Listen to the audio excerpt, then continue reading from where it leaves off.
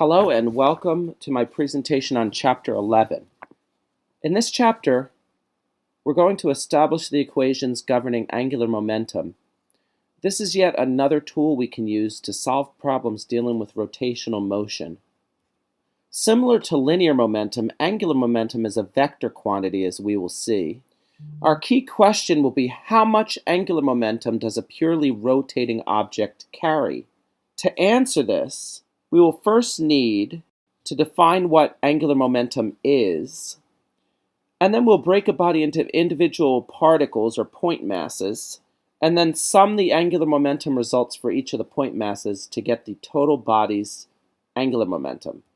So we define angular momentum of a particle as the cross product between the distance from the axis of rotation and the linear momentum vector for that point mass. And so we can see, because this is a cross product of our r vector, which is like our lever arm basically, and the momentum vector, we can see that the angular momentum vector will be perpendicular to both of these. And so we define this as r cross p, and all of the right-hand rules apply as far as cross products are concerned. So now let's take a look at our all-familiar rigid object. We define our rotation direction as always, and for a single point mass located at a distance r from the center of rotation, we can define our angular momentum as r cross p. So here we're showing that due to the rotation of the object, point mass m1 will have a tangential velocity vector at each instant in time. So this is a linear momentum being shown here, which, as you recall, follows the direction of the velocity vector and has the variable name p. And so we can define our angular momentum as r cross p, or r cross m times the velocity vector.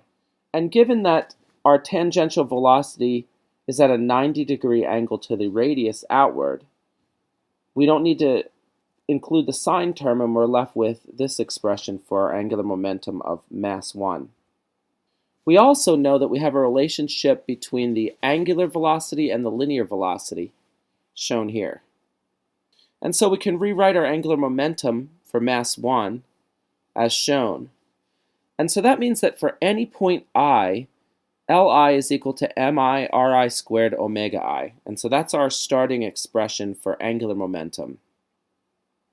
So far we have an expression for point mass's angular momentum.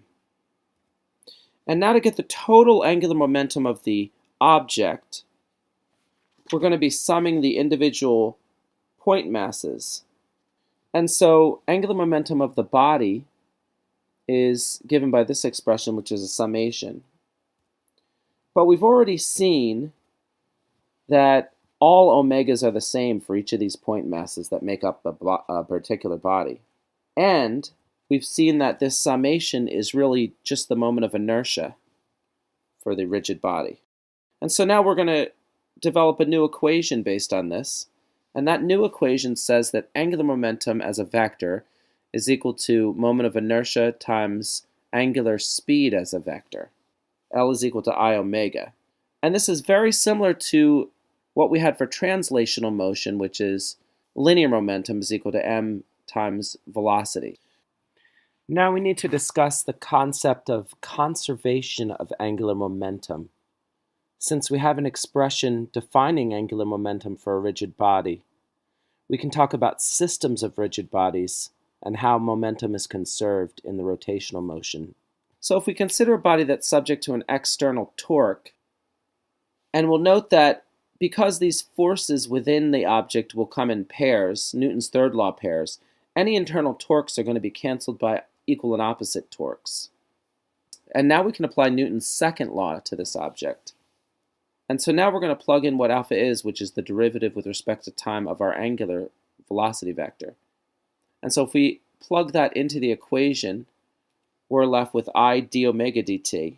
But now we're going to assume that I is constant, which for a rigid body it would be. We can bring that I term into the derivative, and now we're left with what's shown here.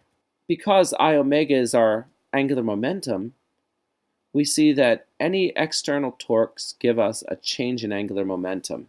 So the reverse is also true. If we don't have external torques, we're going to have zero net change in angular momentum. So this is conservation of angular momentum. And so an example would be a jogger on a rotating platform. I'm still struggling to imagine why this would be set up in the real world, but it is a good physics example. Nonetheless, what we're given is that a man starts at rest at the edge of the platform and then begins running at a speed of v in the direction shown. The platform's free to rotate about the axis.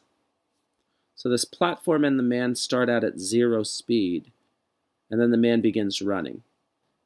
And if we neglect friction force at the rotational axis, what will be the magnitude and direction of the platform's new angular speed once the man starts running?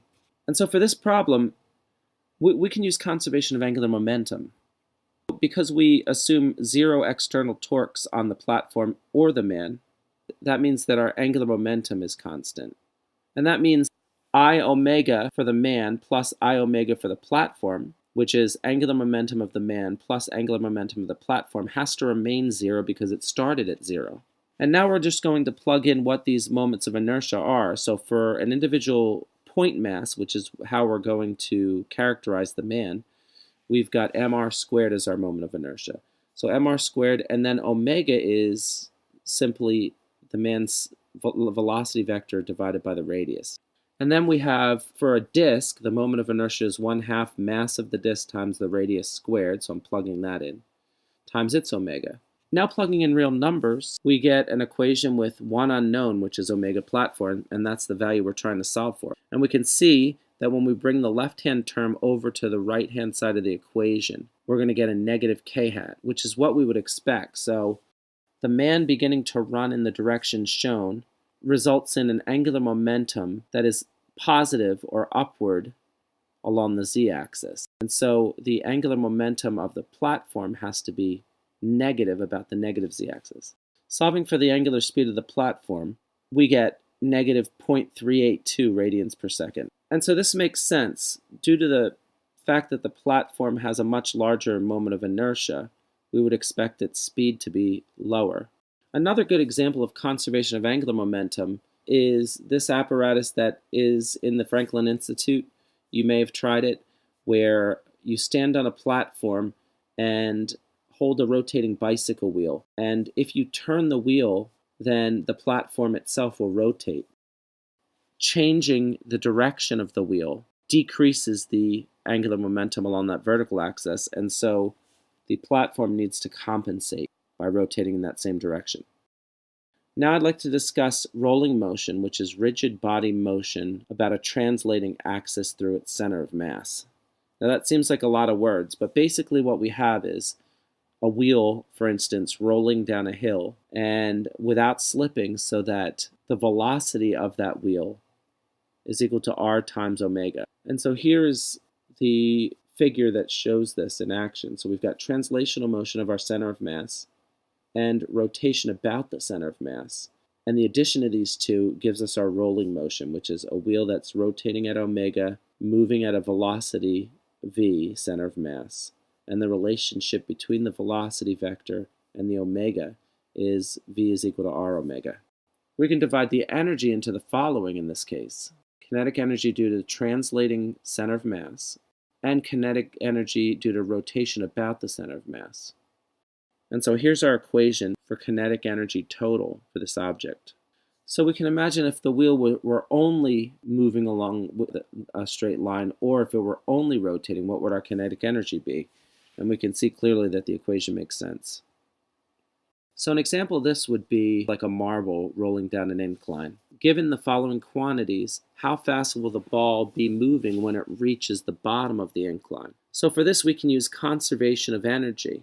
And this problem would be similar to other conservation of energy problems, with the exception of now we're dealing with rotational motion. If the ball rolls without slipping, then our angular speed is directly related to translational speed, as I mentioned before. Velocity of the center of mass for this sphere, or marble, will be equal to the radius times omega.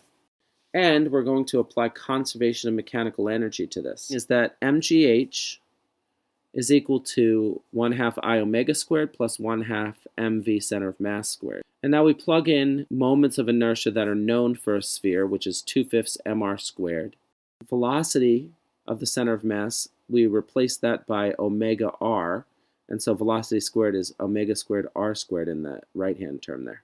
And now we plug in numbers to this, and so we're left with an equation that only has omega in it, so we can solve for our angular speed. And so plugging in and solving, we get omega equal to 10.2 radians per second. So that means that our velocity vector equals r times omega, which is 20.4 meters per second. So thank you for watching the presentation. Be sure to complete the Expert TA homework and in-class assignments for Chapter 11.